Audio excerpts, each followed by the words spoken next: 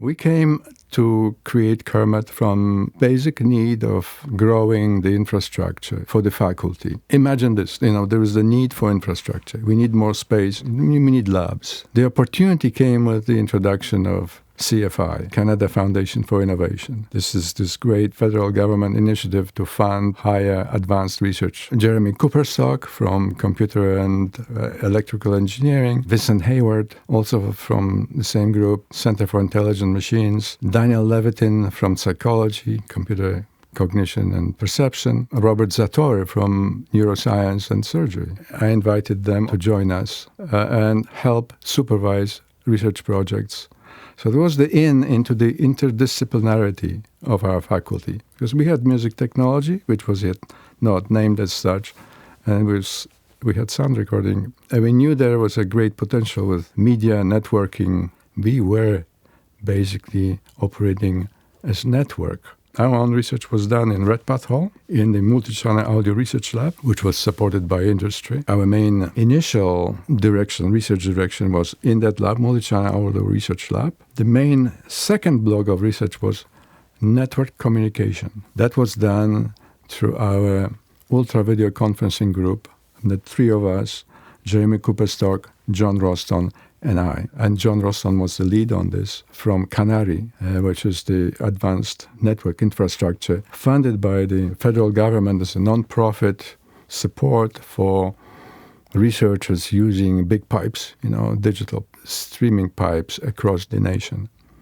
and international. We're developing this capacity to conduct research remotely together. So it created this network of labs without the physical infrastructure. Imagine that there's this huge, like a big mound, but it's a project. And people are all around, but they don't necessarily see each other. They try to lift it or move it. Neither you nor I have to do the whole thing. But if somebody does a small part of the whole thing from different perspective, it all becomes so much more effective and enriching for everybody else. But music is like that central mound, we not necessarily going to always be in the center of that topic, but even working on the fringes of it. Each one of these labs had their project, and we started to say, well, let's think together what we can do. Center on music, neuroscience of music, perception, cognition, networking, how to communicate music over broadband networks, performance, observing and analyzing performance, of course, analyzing sound, synthesizing sound, and controlling the sound. We applied to FCAR, to the provincial body, money to run the center. But since we didn't have the building, we did not get the funding at first for the regroupement stratégique, because we didn't have a place. We were all over the place, but not in one. So then we reapplied as a réseau thématique, as a network of distributed labs, and we got their support. So now we had some money for operation. We still didn't have the building, so we were operating as a network, meeting in different places. But then we were ready for CFI2. So when CFI2 came, we organized these researchers from within McGill, computer science, electrical engineering, neuroscience, perception, cognition, music technology, sound recording. We all brought them together, and we made a pitch to CFI for over $10 million.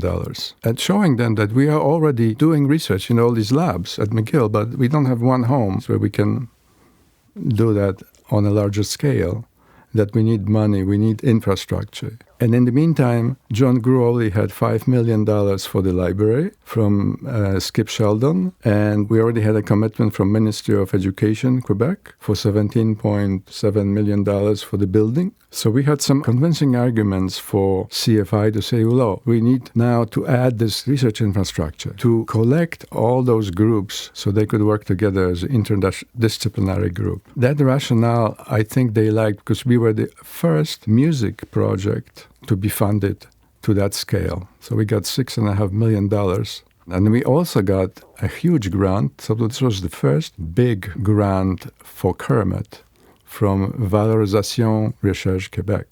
$2.2 million to investigate high-resolution multisensory communication of multisensory content, including haptic, vibration, sound, picture, how to communicate all these signals across broadband networks. So we collaborated with Calgary. It was ANAST project funded by Canary that John Ralston was leading. With Vancouver, we collaborated with the National Arts Centre Orchestra and Pinka Zuckerman. It was a fantastic development. So that's why we were then successful with FCAR and FQRC to support running the infrastructure, especially once the building was here. They saw that McGill is supporting us, and then they felt committed. In the meantime, we were adding partners. I mean, we started CIRMMT not thinking about just a 2-3 year project. We thought, we're building foundation for something giant, and if you build infrastructure, then it stays, This is the most beautiful part of that effort, and how it continues and how it develops and grows is how CIRMMT contributes to the community. Because there is a home where interesting things happen. People can show unusual music or something special sound-wise or interesting research project. The workshop series, the lecture series, the distinguished lectures that propagate CIRMMT beyond our own territory, our own knowledge.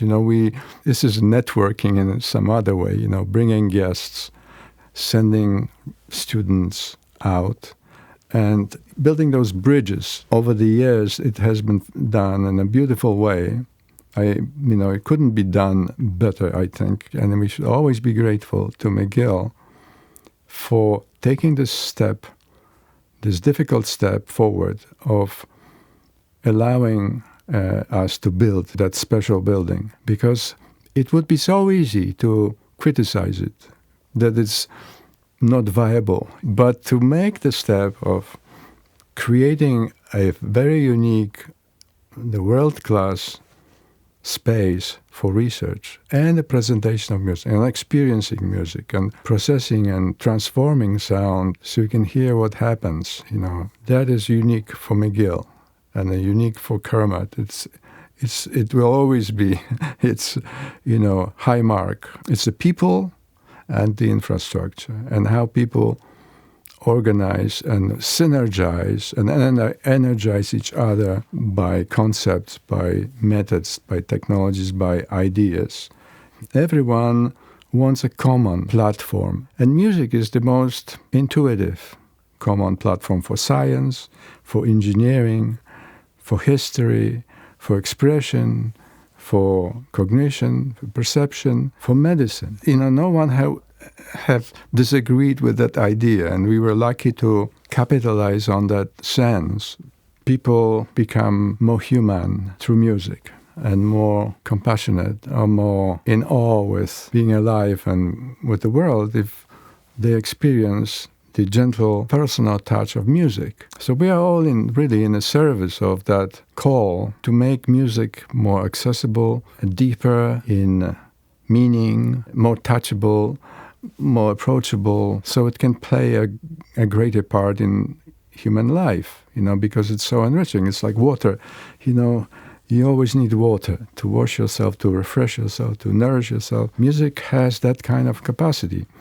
So we're here because we're interested in bringing those special qualities, cultivating and growing music as kind of a garden of, oxygen making or water making, a life supporting phenomenon.